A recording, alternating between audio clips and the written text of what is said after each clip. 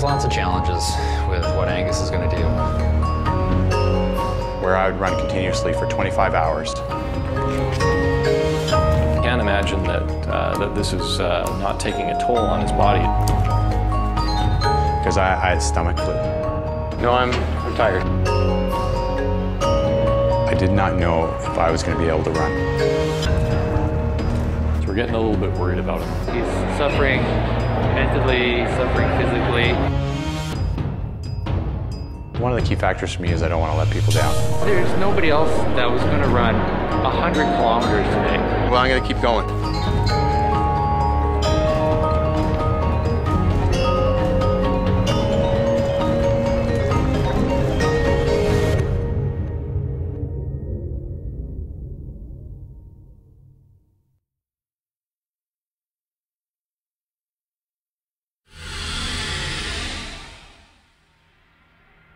The reason that we have the Amble with Angus is to raise funds for the Calgary Food Bank. Specifically, our goal this year is to raise $25,000 for the Calgary Food Bank and the Children's Milk Program, which provides tens of thousands of liters of milk and thousands of liters of infant formula to families in need all across this city. So the Children's Milk Program is a program that provides fresh milk and formula to low-income families. Something like Amble with Angus definitely helps us be able to purchase more of those supplies so we can help more families. The 25 year represents the 25 years that the CBC and the Food Bank have been working together. It's not an anniversary, it's not a celebration, it's a recognition that the Food Bank is still needed. This year is a bit of a special year because it's actually the 25th anniversary of the CBC Suncor Food Bank Drive. And in recognition of that, we thought we'd add a special event.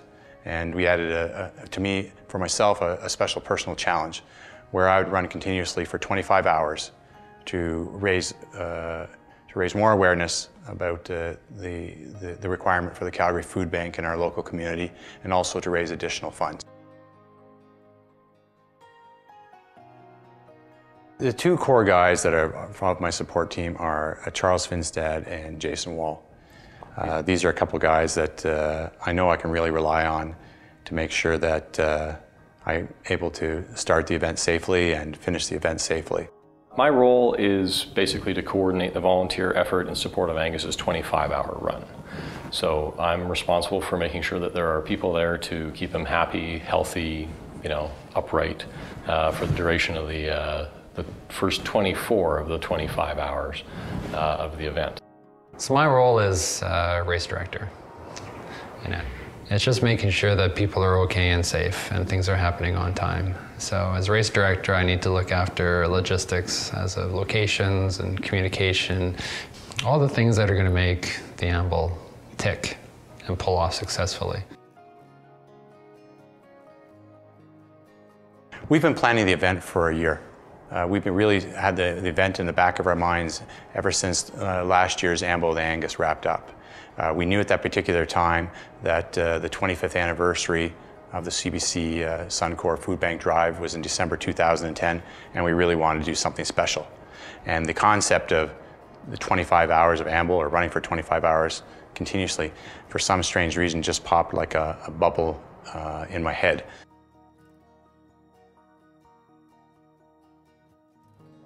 The goal is to raise $25,000 for the Children's Milk Program at the Calgary Food Bank. In terms of distance, it would be great if I could run 120 kilometers over the course of 25 hours. That would be essentially almost 1 lap per hour. My name is Marissa Choptain, and I'm a Resource Development Coordinator at the Calgary Food Bank. Angus's goal of $25,000 is incredible, and it's definitely one that will totally impact this program because it is a program that does rely on funding. So all the best to him and being out there in the cold, and I just know that it's going to be a huge success.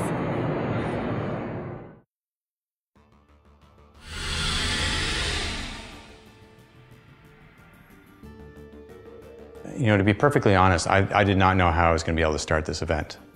At 1:30 a.m., during the few hours prior to the event, I'd actually called Jason Wall on his phone and left a message for him saying that I was in big trouble. So 2 o'clock this morning, we got a call from Angus and the Cowan family that things weren't going so well. Angus was a bit sick. I had stomach flu. A few hours before that, I'd started to get the cold shakes, and I found that I could not keep food down. So I've arrived at the RV, and Jason and I are really just asking ourselves one question. That's, are we going to see Angus here? Jason talked to him a couple hours ago, and I think kind of convinced him that he ought to get dressed and come down here, but we really don't have a lot of expectations in terms of what's going to happen in the next few minutes. We're going to keep going with the idea that it's 25 hours. Obviously, we want to keep the spirits and some positive energy going, but I don't know how well he's going to do this morning. Luckily, I was able to grab 2 hours of sleep between 1:30 and 3:30.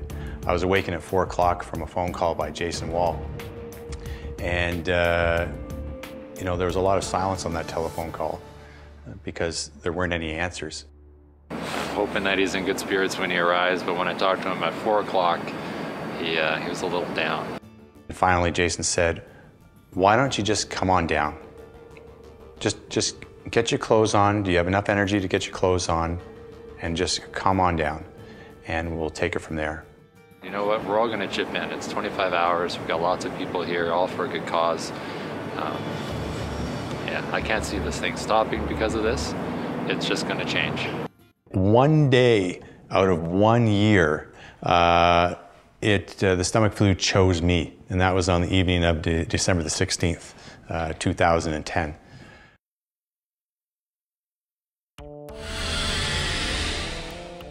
So we're arriving at Eau Claire, and as we pull up to Eau Claire, I can see that they're setting up the start line.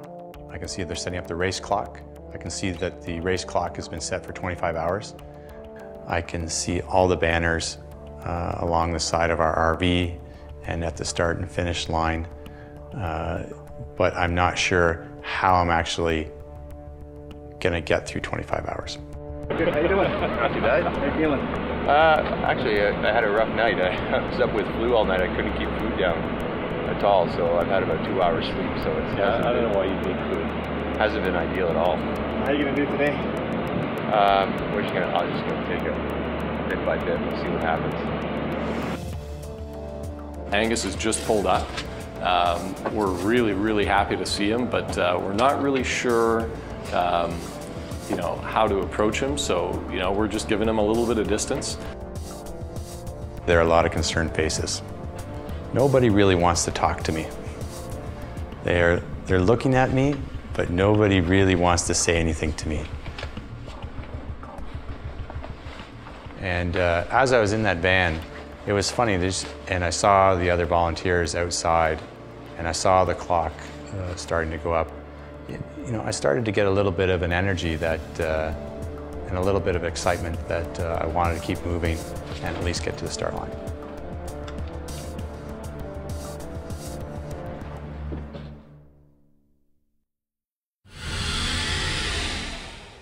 It's 7:30, we're at the start line. It's minus 13. I think with the wind chill, it's about minus 300. It's really terrible out. It's snowing, which makes me a little bit concerned about what the trail conditions are going to be like. There's a few commuters out there, but not a lot. They tend to bail out at about minus 10 or so. So the trails are going to be reasonably free of people, but I think it's going to be kind of slippery. I'm about to start the run, but I have two senses. One is that I'm kind of excited because I've been waiting for this for a full year, but at the same time, I'm actually pretty nervous. I mean, we're really happy that Angus is starting, and he's given us a target to work for the day. I think he wants to get somewhere between 120 and 125K in, so we're going to try and put 25 laps in the bank over the course of 25 hours here. People always ask, what's the toughest part of a race or a long run? And it's usually the start line. That's what I always find, is because you just don't know how things are going to unfold.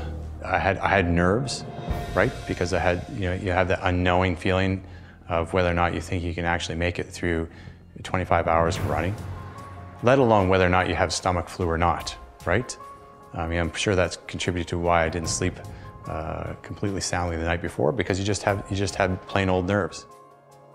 At the same time, you're kind of excited to get going, because once you get going, you know, the minutes will start to tick by.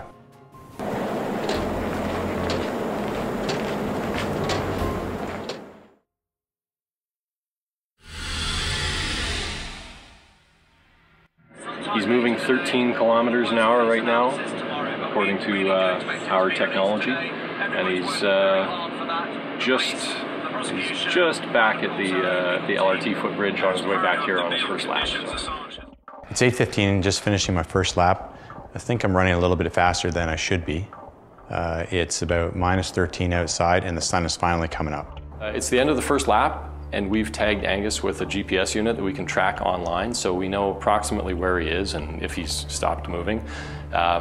He's made it around the first lap, and I'm going out to meet him to sort of walk him in on the last couple hundred meters, and we're going to talk and see how he's doing. I'm fine. I'm just gonna drink some water, and then I'm gonna need another gel here, and I think I'll be okay. Okay. All right, let's kind of go.